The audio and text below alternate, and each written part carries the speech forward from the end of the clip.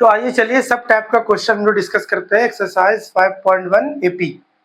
पहला टाइप का क्वेश्चन है कि एक एपी दिया हुआ है और पूछा है कि जो 78 टर्म मतलब 78 जो आएगा उसका पोजीशन क्या होगा इस एपी में, मतलब कितने नंबर पे आएगा। ठीक है, तो इस एपी से आपको पहले इंफॉर्मेशन निकाल लेना है कि ए जो है मेरा वो 3 है और डी जो है वो A2 माइनस A1 करके निकालते हैं। इसका मतलब हो गया 8 माइनस 3, तो कुल मिला के आपका डे आ गया 5। अभी जो पोजीशन नहीं पता हमको 78 का, तो उसके पोजीशन को हम लोग मान लेते हैं कि nth पोजीशन पे बैठा होगा। Suppose an is equal to 78। अब यहाँ से हम लोग an का फॉर्मूला लगा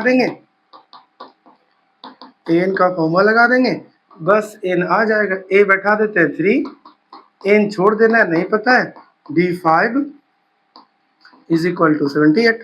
अच्छा, उसके बाद क्या करना है, तो n माइनस 1 इंटू 5 रहने देना है और 78 में से 3 माइनस कर देना है। तो n minus 1 into 5 is equal to 75। और अगर आप आगे जाओ तो n minus 1 is equal to 75 divide by 5 यानी कि 15। n is equal to 15 plus 1 यानी n इज इक्वल टू 16। इसका मतलब ये हुआ कि 78 is in 16th position in this AP. इस एपी में 78 किस पोजीशन पे लाया करता है, तो 16th पोजीशन पे लाया करता है। तो पहला टाइप का क्वेश्चन था। ये रहा दूसरा टाइप का क्वेश्चन। इसमें सवाल ये है कि माइनस 150 जो है वो इस एपी में कभी भी कहीं भी आएगा। मतलब जैसे मान लीजिए एपी घट रहा है, 11 से 8 हो गया, 5 हो गया, 2 हो गया, तो नेगेटिव में तो जाएगा। तो नेगेटिव में जाएगा तो क्या माइनस 150 भी इसमें लाई करेगा कि नहीं, तो हम लोग को नहीं पता है। तो हम लोग मान लेंगे कि ये कहीं ना कहीं लाई करेगा। इसका मतलब इसको हम लोग मान लेंगे nth पोजीशन पे है, n मान लेंगे इसको, और उसके बाद उसको सॉल्व करेंगे पिछले क्वेश्चन जैसा।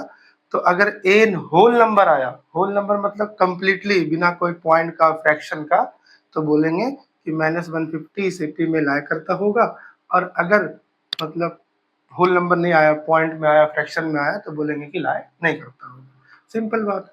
तो सबसे पहले आपको क्या करना है कि यहाँ से निकालना है ए हो गया 11, डी निकालना है तो 8 माइनस 11, 8 माइनस 11, तो कुल मिलाकर हो जाएगा आपका -3।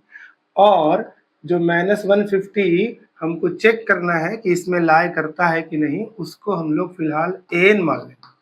तो माइनस 150 इस तरफ रहेगा। चलिए ठीक है, अब इधर एन का फॉर्मूला लगाते जाइए।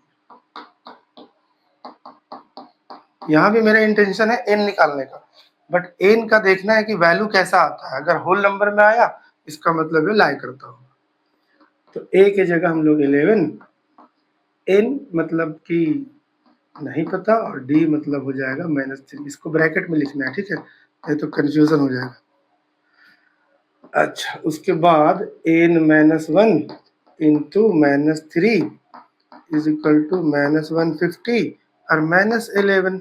चलिए ठीक है, n माइनस 1 -3 इसको अगर ऐड कर देंगे तो 161 माइनस में हो जाएगा, यानी n minus 1 is equal to -161 divided by -3। Minus minus cancel. इसका मतलब ये हुआ कि ये कम्प्लीटली डिविजिबल तो है नहीं। तो अगर हम लोग आगे बढ़ भी जाए, इनका वैल्यू निकालने के लिए, तो 161 डिवाइड बाय 3 प्लस 1 करें तो एलसीएम अगर लेंगे तो भी ये होल नंबर नहीं आएगा। ठीक है, तो फिर लिखना क्या है, तो लिखना ये है since n is not a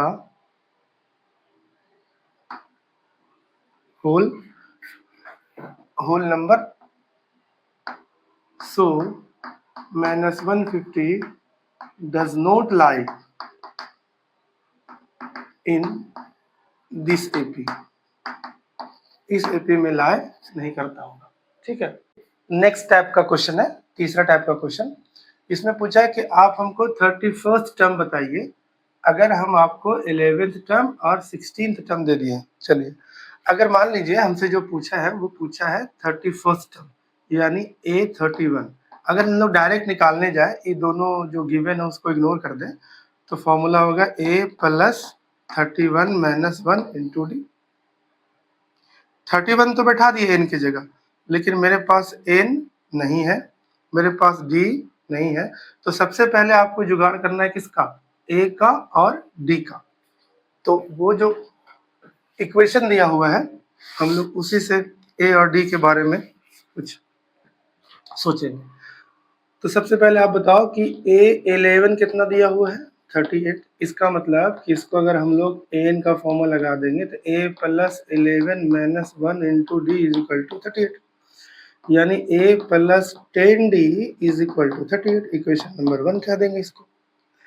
and एक इंफॉर्मेशन और न दिया हुआ है कि a 16th टर्म, यानी आपका जो 16th टर्म है वो है 73। तो यहाँ से भी एक इक्वेशन बनेगा इसी टाइप का, तो हो जाएगा a plus 16 minus 1 into D is equal to 73। तो यहाँ हो जाएगा आपका a plus 15d is equal to 73, equation number 2। ठीक है, अब देखो इसको अगर आप लोग एलिमिनेशन मेथड से सॉल्व करना चाहें तो फर्स्ट टर्म यहाँ भी a है, फर्स्ट टर्म यहाँ भी है, तो हम लोग माइनस कर सकते हैं उसको। तो इक्वेशन 1 में से इक्वेशन 2 को हम लोग क्या कर देते हैं, घटा देते हैं। ठीक है, तो a प्लस 10d है यहाँ पे, अच्छा, इज इक्वल टू 38, और a प्लस 15d हो गया आपका दूसरा इक्वेशन 73। अब जैसे ही हम लोग सब्ट्रैक्ट करते हैं ना, साइन नीचे वाला इक्वेशन का बदल जाता है, यानी प्लस है तो ये हो जाएगा माइनस, ये प्लस है तो ये भी हो जाएगा माइनस, ये प्लस है तो ये भी हो जाएगा माइनस, तो कैंसिल। यहाँ से बचेगा माइनस 5d। इधर देखते कितना बचता है, तो 38 में 73 नहीं, इसमें 13 में से 8 गया तो आपका 5 बचा, और इधर 6 में से 3 गया तो 3 बचा, लेकिन माइनस में, यानी d is equal to minus 35 by minus 5, यानी कैंसिल होके d इज इक्वल टू आपका 7 आ गया।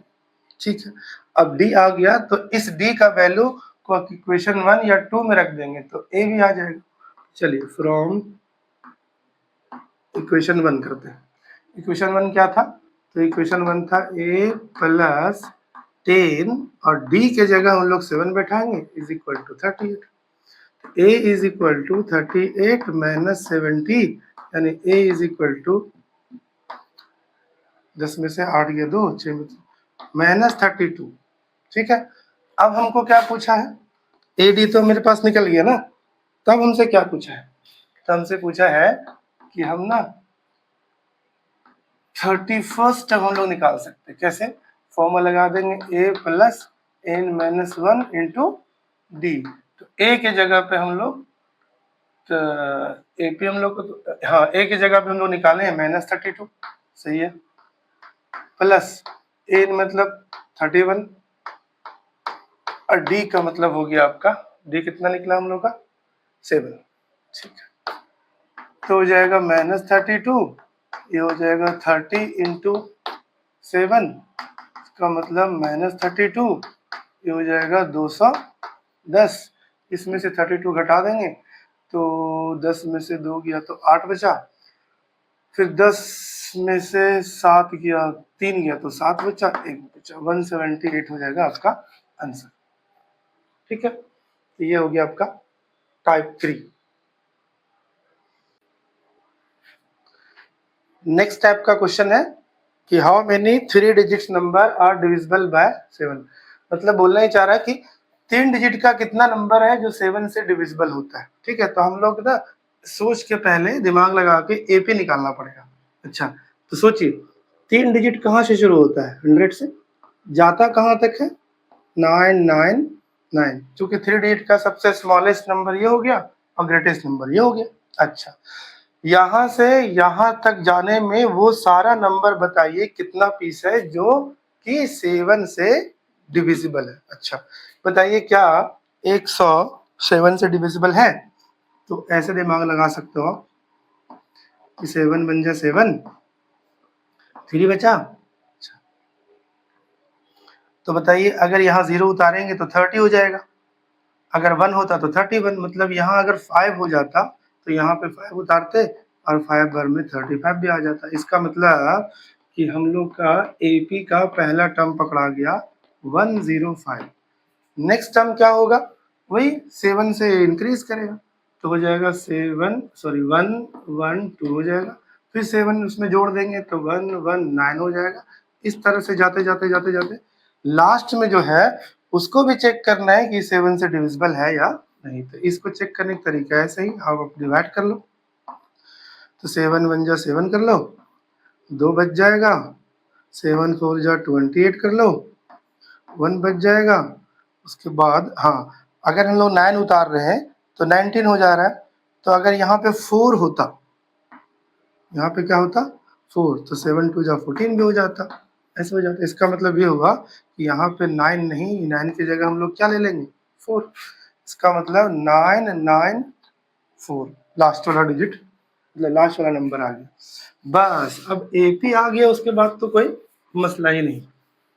तुमसे पूछ रहा है नंबर ऑफ टर्म्स यानी एन पूछ रहा है, तो बताओ कि ए कितना है आपका 105, डी कितना हो गया, ऑब्वियसली 112 में से 105 घटाएंगे तो आपका 7 आएगा। तो ए और डी क्लियर है। और ये जो पोजीशन है हमको नहीं पता कि किस पोजीशन पे बैठा हुआ है, तो इसको हम लोग एन ले लेंगे, लिखेंगे let N is equal to 994। बस अब इस तरफ फॉर्मूला लगाते जाइए, जो चीज आपको पता है बैठाते जाइए, और जो मिसिंग है वो अपने आप खुद ब खुद निकल जाएगा। तो ए की जगह 105, एन हम लोग को नहीं पता, और डी हो गया आपका 7 इज इक्वल टू 994। अच्छा, पहले 105 को इधर ले आते हैं माइनस में, ठीक है। तो एन हो जाएगा n minus 1 into 7 is equal to 994 minus 105, ठीक है। तो n minus 1 is into 7 is equal to, घटाते हैं यहाँ से हम लोग, तो 9 बचेगा, यहाँ आपका 8 बचेगा, और यहाँ से अगर माइनस कर दे 1 तो यहाँ भी 8 बचेगा। अब क्या करेंगे, तो n minus 1 is equal to 889 divided by 7। अब देखते 7 से तो डिविजिबल होना ही चाहिए बढ़िया से, ठीक है। तो 7 1 जा 7, 1 बचा 18 हो गया, 7 2 जा 14, 4 बचा, 7 7 जा 49। इसका मतलब n minus 1 is equal to 127, n is equal to 127 plus 1, यानी n इज इक्वल टू 128। मतलब कि 3 डिजिट का नंबर 128 पीस है जो 7 से डिविजिबल होगा, ठीक है। इस एपी का 20th टर्म बताइए, लेकिन इस तरफ से नहीं, इस तरफ से, फ्रॉम द लास्ट, इस तरफ से जो 20 नंबर पे यानी 20 नंबर पे 20 पोजीशन पे है, वो वाला चाहिए वैल्यू इसको। तो बताओ, अगर हम लोग नॉर्मल 20 टर्म निकालते तो वो इधर से कहला जाएगा, तो हम लोग क्या कर देते हैं, इस एपी को पूरा रिवर्स कर देते हैं, इस एपी को थोड़ा सा हम लोग क्या कर देते हैं, उल्टा कर देते हैं। तो 253 कर दिए। अब सोचो, इधर 5 बढ़ रहा था, इसका मतलब इधर 5 घटेगा, यानी हो जाएगा 248। उस तरह से जाते जाते जाते जाते हो जाएगा आपका 13, उसके बाद 8, उसके बाद 3। अब हम समझेंगे ना कि ये क्वेश्चन नहीं है, क्वेश्चन हम समझेंगे कि ये वाला है मेरा। अब नॉर्मल जैसे करते हैं हम लोग वैसे करेंगे। कैसे करेंगे, तो सबसे पहले a इज इक्वल टू हो जाएगा 253, और d जो कि पहले 5 था, अब उल्टा इसमें से घटाएंगे तो आपका -5 आएगा, ठीक है। और तो a भी निकल गया और d भी निकल गया। हमसे पूछा 20th टर्म, ठीक है, n का फॉर्मूला लगा लेते हैं, a plus n minus 1 into D. तो a और यहाँ पे n की जगह 20, फिर a की जगह 253 रख देंगे, n की जगह 20 माइनस 1 और d की जगह आपका -5। तो ये 253 ऐसे ही रहेगा, इसमें से 19 हो जाएगा इंटू -5 हो जाएगा, तो 253 वैसे ही, और ये दोनों इंटू होगा तो प्लस माइनस मिलके माइनस 19 बचे आपका 95 95। तो घटा देते हैं, 13 में से 5 गया तो 8 बचा, और 14 में से 9 गया तो 5 बचा, यानी कि 158।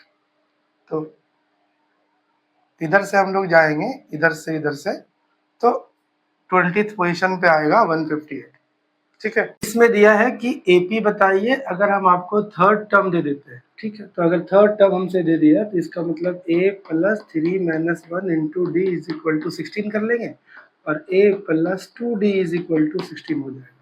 एंड एक इंफॉर्मेशन और है कि इसका जो 7th टर्म है इसके 5th टर्म से 12 ज़्यादा है। इसका जो 5th टर्म है उससे ज़्यादा है 12 7th टर्म। तो बताइए ये ना 12 ज़्यादा है, हम लोग इक्वल अगर करेंगे तो 12 इसको ज़्यादा कर देंगे। अब यहाँ से दूसरा इक्वेशन मिल जाएगा, a plus 7 minus 1 into D is equal 12 plus a plus 5 minus 1 into D. A को रहने देते हैं, ये हो गया आपका 6d, 12 को रहने देते हैं, a को उस तरफ ले जाते हैं तो हो जाएगा माइनस a और ये हो गया minus 4d is equal to 12। तो a से a कैंसिल, बताइए इक्वेशन में नहीं डायरेक्ट d ही निकल जाएगा यहाँ से। तो 6d में से 4d तो 2d बचा इज इक्वल टू 12। तो d इज इक्वल टू 12/2 यानी कि 6, यानी d का वैल्यू आपका 6 आ गया। अब d का वैल्यू आ गया तो d का वैल्यू उसमें सब्स्टिट्यूट कर देते हैं, a का वैल्यू आ जाएगा तो लिख देंगे फ्रॉम इक्वेशन 1। तो a प्लस 2 इंटू डी के जगह आपका हो जाएगा 6 इज इक्वल टू 16। तो a plus 12 is equal to 16, तो a is equal to 16 minus 12। तो a का वैल्यू आपका हो जाएगा 4। जब a आ गया और d आ गया तो हम लोग AP तो आराम से बता सकते हैं ना। AP बताए थे तरीका a plus d a plus 2d इस तरह से। अब बैठा दीजिए a का मतलब 4, फिर हो जाएगा 4 प्लस 6 10, फिर हो जाएगा 4 प्लस 2 इंटू 6 इस तरह से जाएगा।